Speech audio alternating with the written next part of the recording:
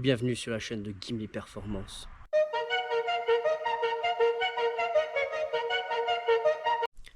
Donc bienvenue pour ce chapitre 6 de la 205 Maxi Prépa.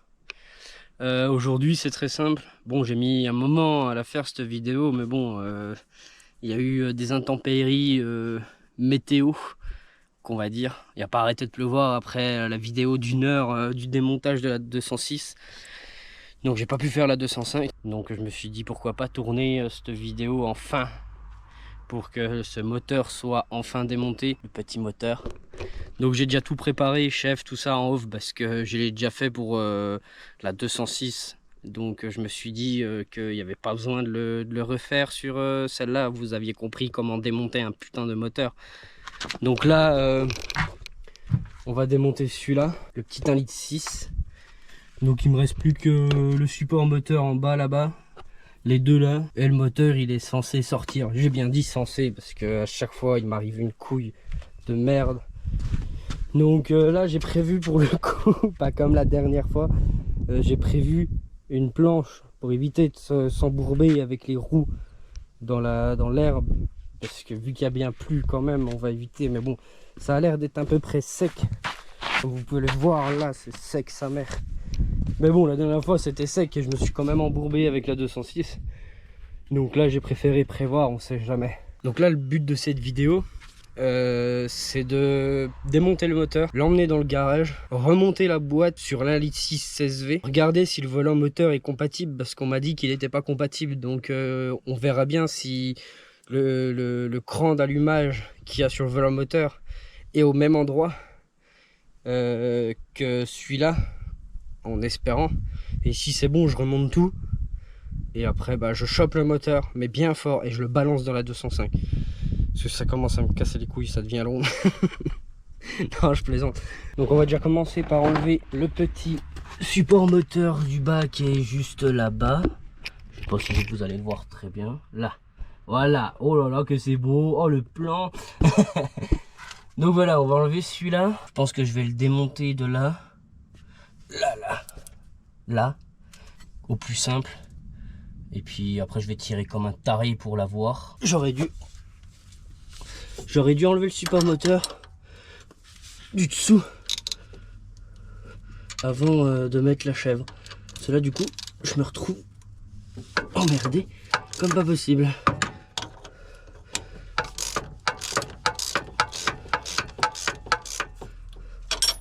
Et du coup je suis en train de me niquer. Je vais récupérer le support moteur de l'autre, donc de la 206, parce que le mien il est KO technique. Putain de guêpe de merde. Ouais, il est mangé le mien. Donc je vais récupérer celui de la 206, donc je vais le laisser sur celui de la 206. Putain mais elle est longue cette vis.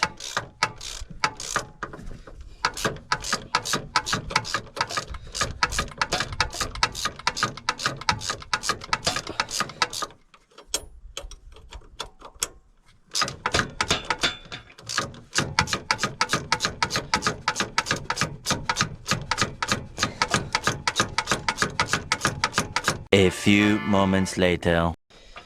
Je m'attendais à quoi en même temps? En faisant un truc de bâtard comme ça là, casse les couilles.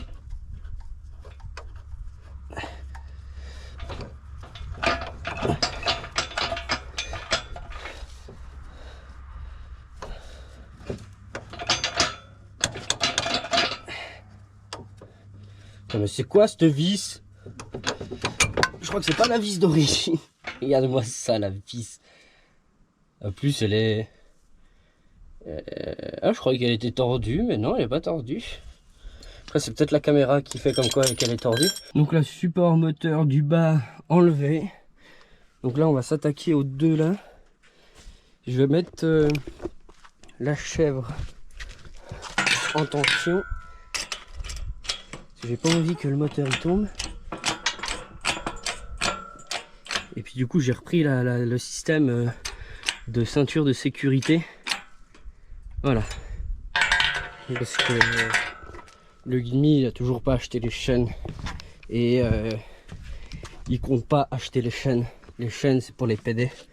Donc j'achèterai pas la chaîne adaptée à la chèvre. Donc on va faire comme ça. Et ceux qui sont pas contents, et bah allez vous faire foutre. Voilà, c'est tout ce que j'ai à te dire. J'en ai rien à foutre moi. Moi j'aime bien ce système là, tu vois.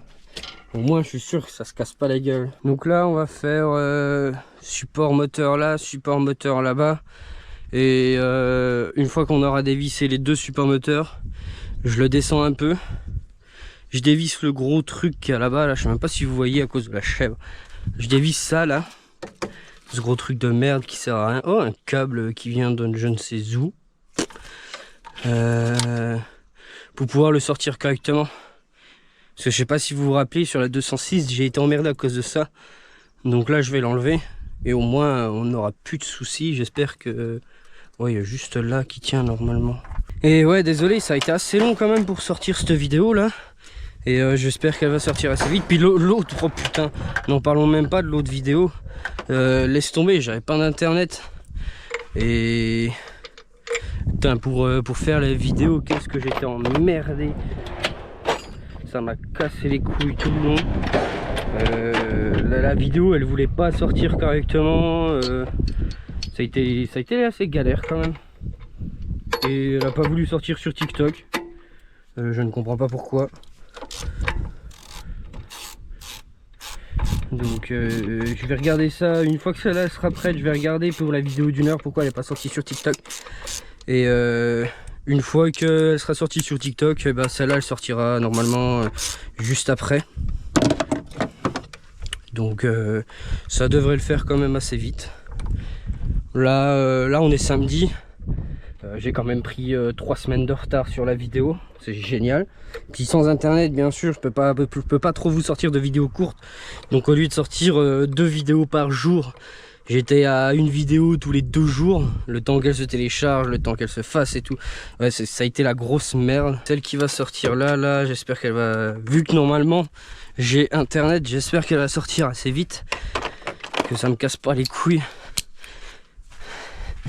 Ça m'avait vraiment saoulé ça par contre, hein. De pas avoir internet là. Oh putain. Pendant... ça fait 1 mois que j'ai déménagé. Bah pour vous ça fait pas longtemps parce que du coup la vidéo elle est sortie il y a pas longtemps. Mais moi ça fait 2 mois que j'ai déménagé, 2 mois que j'attends internet. Bah c'est clair, depuis le mois de juin j'attends internet. Et là on est milieu août. Et je viens seulement d'avoir internet la semaine dernière, là, vendredi dernier. Donc, comment vous dire que je l'ai assez mauvaise là-dessus. Ça m'a un peu saoulé. Donc là, il devrait sortir normalement. J'ai bien dit normalement. Je ne suis pas sûr de mon coup. Alors, on va baisser un peu la chèvre.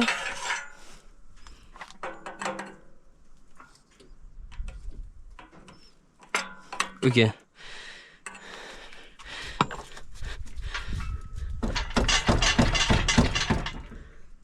Bon, j'essaie de taper avec ça. Voilà. Il est tombé. Rien à foutre. Je suis vraiment un gros bourrin. Ok, c'est bon.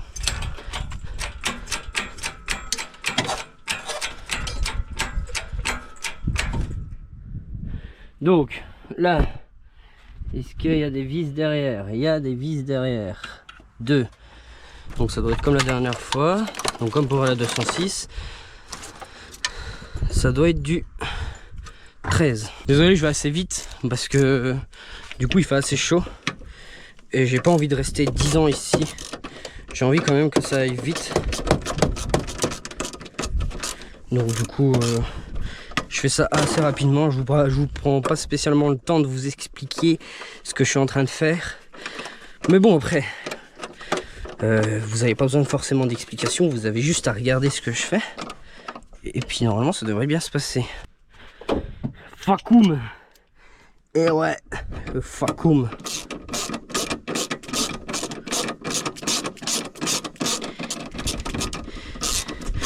L'échappement, j'enlèverai que quand le moteur il sera sorti. C'est vrai que j'ai pas besoin de le sortir tout de suite.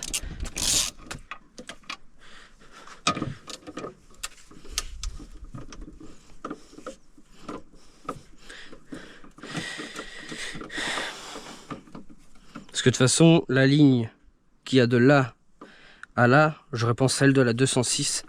Parce que le collecteur n'est pas le même. Donc je reprends celle de la 206 et puis vous allez voir ce qu'on va faire avec le collecteur. Ça va être assez marrant. Ça va être ouais, assez marrant parce que du coup j'en ai pas vu encore sur l'intranet qui ont été faits des collecteurs comme ça. Ça va être assez stylé. Et puis bien sûr c'est le soudeur Kevin qui va le faire.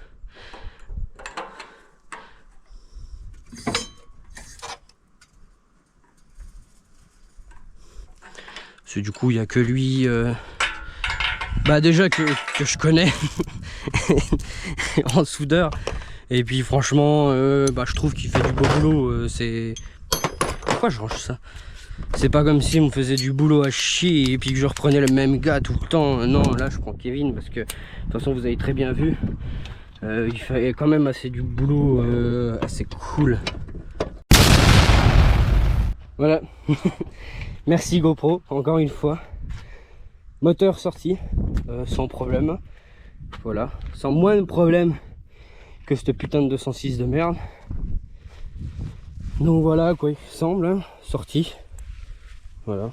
Bon, c'est un moteur basique, hein. On va faire quoi? Donc là, je vais le ramener au garage. Je vais démonter boîte. Le moteur, je le prends. Je sais pas ce que je vais en faire. Je vais sûrement le mettre quelque part, mais où je sais pas. Et je vais regarder le volant moteur, quoi, pas le choix. Ouais, j'ai eu un problème GoPro du putain de surchauffe. Bon bah ça on l'enlève après. De toute façon j'ai la nouvelle qui va arriver. Donc ça on s'en occupe après. Et puis voilà, là je vais me démerder pour mettre le moteur sur le tire-pale, comme pour la 206. Et puis l'emmener au garage. Et puis après je vais me foutre dans le garage et puis je vais bosser tranquille quoi. Donc là me voilà dans le garage, je vais démonter cette boîte là, démonter volant moteur. Je vais enlever le moteur là de la chèvre, je vais aller chercher l'autre moteur, je vais le mettre sur la chèvre.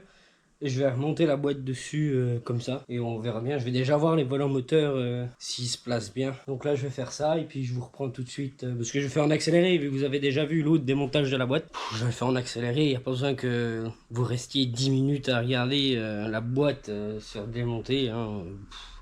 C'est pas la peine.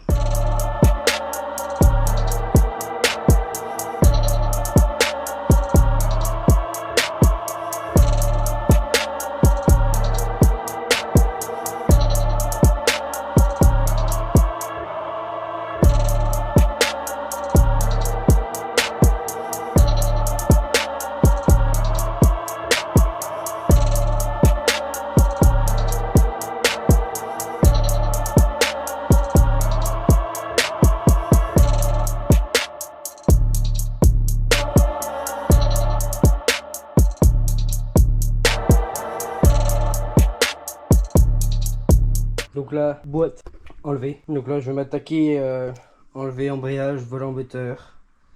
Et puis regarder si c'est pareil sur l'autre.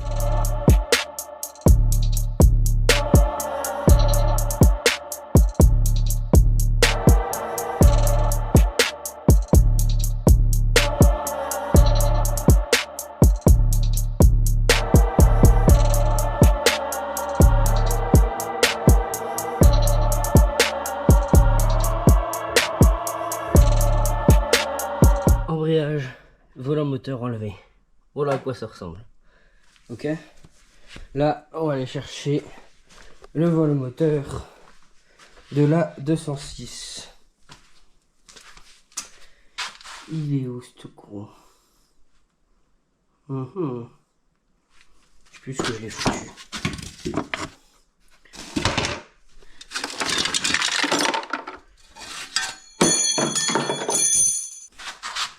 Le capteur il est au même endroit. Et ça, c'est le trou où il est censé démarrer. Du coup.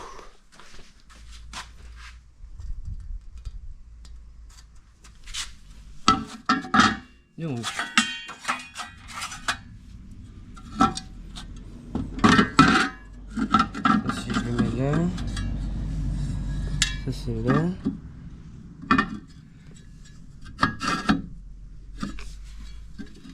Ah, il est censé démarrer. Hein. Et là, je suis en face du guide. Parce que je vais le poser comme ça. Parce que il faut vous imaginer que ça, c'est ça. Et que ça, c'est ça. Ok? Pour l'instant, on est d'accord. Donc ça. Là, le guide, il est mis dedans.